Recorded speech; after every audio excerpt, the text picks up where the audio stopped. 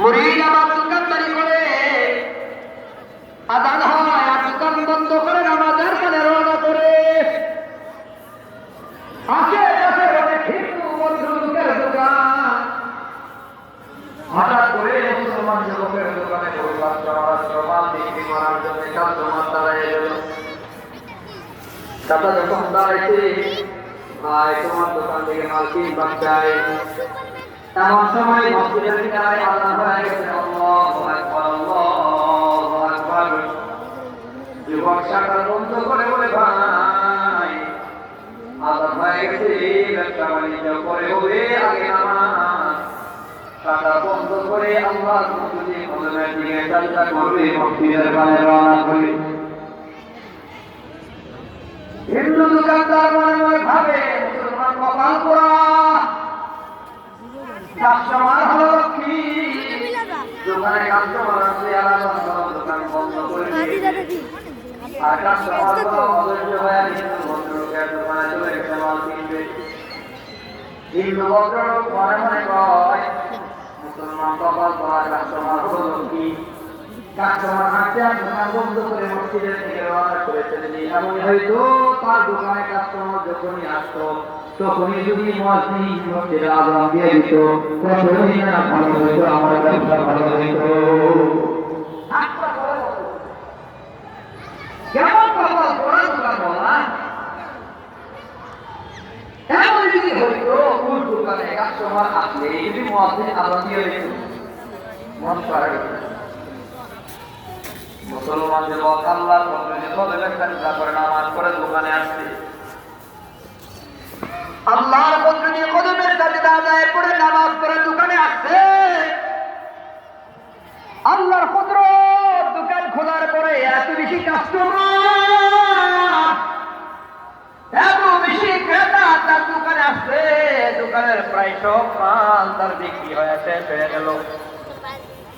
জীবনে এত বেশি বিক্রি আর কখনো করে নাই। আজকে যত বিক্রি হলো সব বিক্রি করে বিকালবেলা পীর সাহেবের দরবারে গেল সাক্ষাতের জন্য। হাসান বসরি যুবকের দিকে তাকায়, যুবক বড় খুশি খুশি লাগে, আজকে কি তোমার দোকানে কাস্টমার বেশি হয়েছিল নাকি? যুবক বলে, হাসান বসরি পীর সাহেব, আপনি কেমন করে জানলেন আমার দোকানে কাস্টমার বেশি? হাসান বসরি বলে, কাশফ হয়েছে আর আমি এখান থেকেই বুঝতে পেরেছি, আল্লাহ পাক আমাকে দেখায় দিতে তোমার দোকানে কাস্টমার বেশি হয়েছে, অনেক বেচা কিনা করেছো। তবে তুমি যুবক কি জানো তোমার দোকানে কাস্টমার আসছে কেন জানো?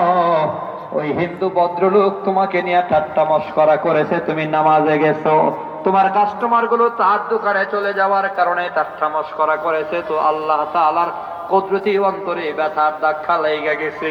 আমার আল্লাহ নামাজের বিনিময় তোমার দোকানে আল্লাহর পক্ষ থেকে কাস্টমার পাঠাইয়া দিছে। রিজিকের মালিক আল্লাহ।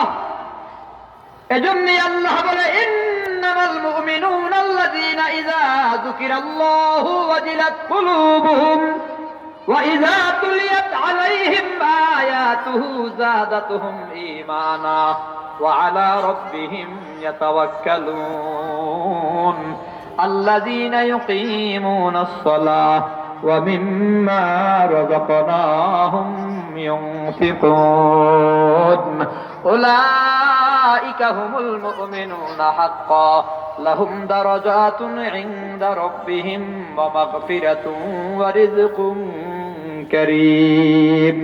আল্লাহ তাআলা সূরা আনফালের 2, 3, 4 নম্বর আয়াতে আল্লাহ আরো পরিষ্কার করে বুঝাইয়া দিলেন।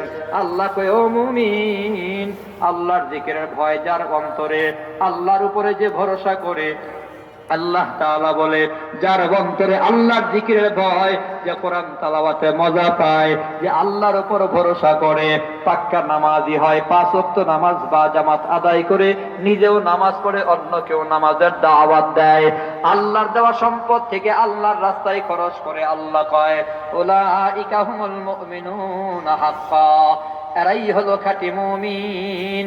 এই খাঁটি মুমিন বান্দাদের জন্য আল্লাহ তাআলা বলে লাহুম দারাজাতুন ইনদা রাব্বিহিম, তাদের সম্মান মর্যাদা আল্লাহর কাছে বেশি হয়ে যায়, ওয়া মাগফিরাতুন ওয়া রিজকুন কারীম।